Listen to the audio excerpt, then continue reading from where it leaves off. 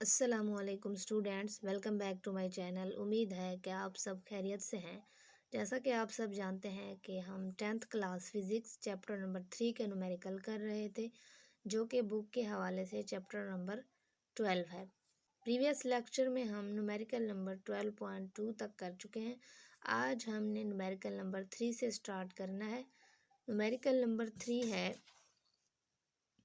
एक concave mirror से 20 centimetre पर पड़े हुए जिस्म के इमेज की ऊंचाई जिस्म की ऊंचाई के बराबर है, मगर इमेज उल्टी है।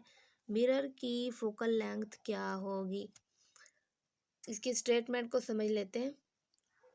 एक कनकेव मिरर है हमारे पास, उसके जिस्म का जो इमेज हमें दिया गया है 20 सेंटीमीटर पर पड़े हुए जिस्म के इमेज की ऊंचाई जिस्म की ऊंचाई के बराबर है। ये जो 20 सेंटीमीटर का डिस्टेंस जो दिया गया है, जितना जिस्म के इमेज की ऊंचाई है उतना ही जिस्म की ऊंचाई है। जिस्म के इमेज की ऊंचाई और जिस्म की ऊंचाई जो है ना, ये दोनों हमें 20 सेंटीमीटर दिए गए हैं, मगर इमेज उल्टी है और हमने फोकल लेंथ फाइंड आउट करनी। Distance of object from mirror, जिसे हम P से रिप्रेजेंट करते हैं। P हमारे पास है 20 सेंटीमीटर। इसी तरह डिस्टेंस ऑफ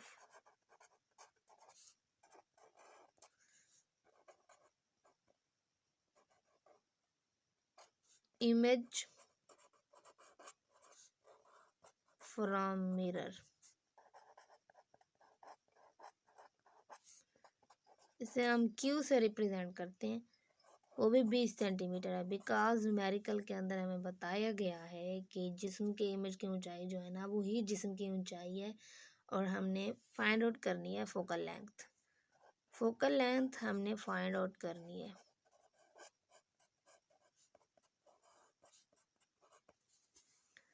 फार्मूला हम जानते हैं, हमारे पास फार्मूला है 1/f equal to 1/p plus 1/q। P जो है ना, ये distance of object from mirror है, 20 है।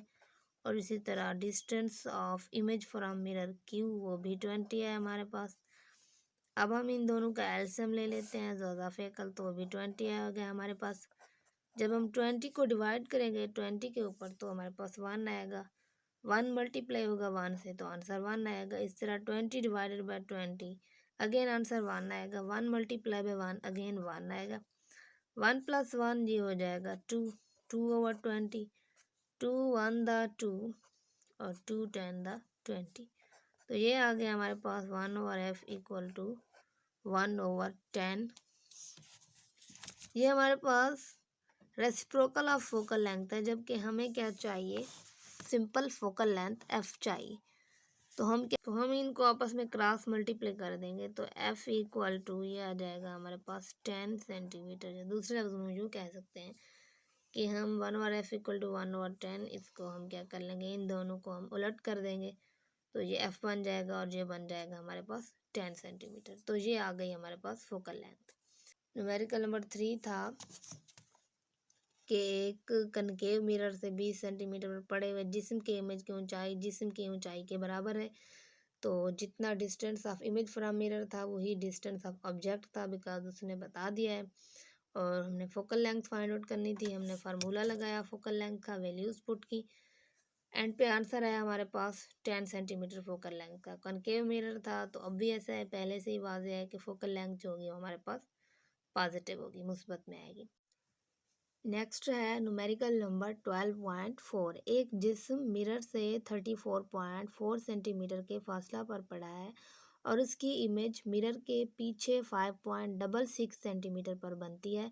मिरर की फोकल लेंथ मालूम करें। हमारे पास एक जिस्म में दिया गया है जिसका इमेज से जो फासला है, जिसे हम P से रिप्रेजेंट करते हैं, 34.4 सेंटीमीटर है।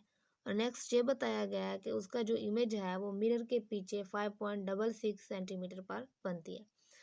तो जब भी मिरर के पीछे इमेज की बात आ जाए, तो आप ज़हन नशीन कर लें स्टूडेंट्स क्यू की वैल्यू जो होगी वो नेगेटिव होगी, बिकॉज हमारा इमेज जो है वो मिरर के पीछे बन रहा है, तो क्यू की वैल्यू नेगेटिव होगी।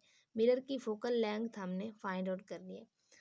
सेकेंडली, नीज बताएं कि मिरर कन्वेक्स है या कनकेव। सेकेंडली, ये भी बताना है हमने कि मिरर कन्वेक्स है या कनकेव है।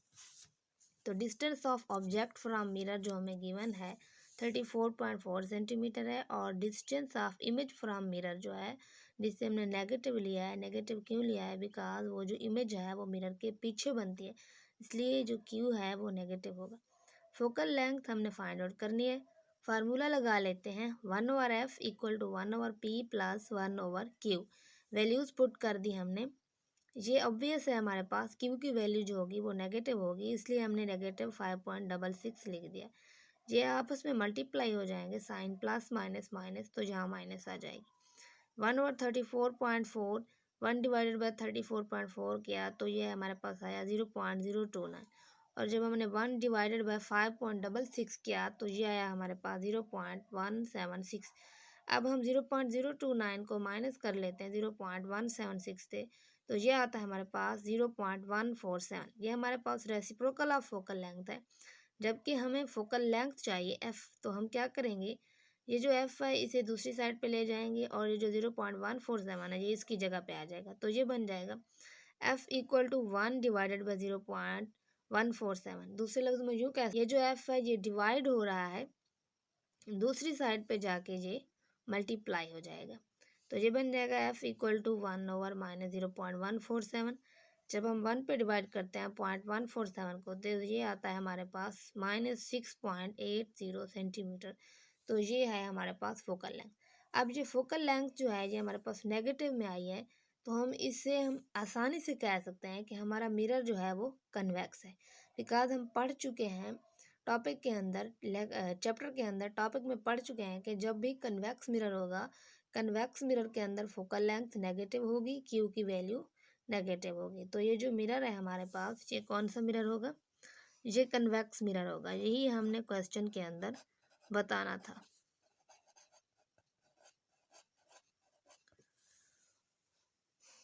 उम्मीद है कि आपको आज का ये लेक्चर अच्छे से समझ आया होगा। मिलते हैं इंशाल्लाह नेक्स्ट वीडियो में। Please like, share, comment and subscribe my channel.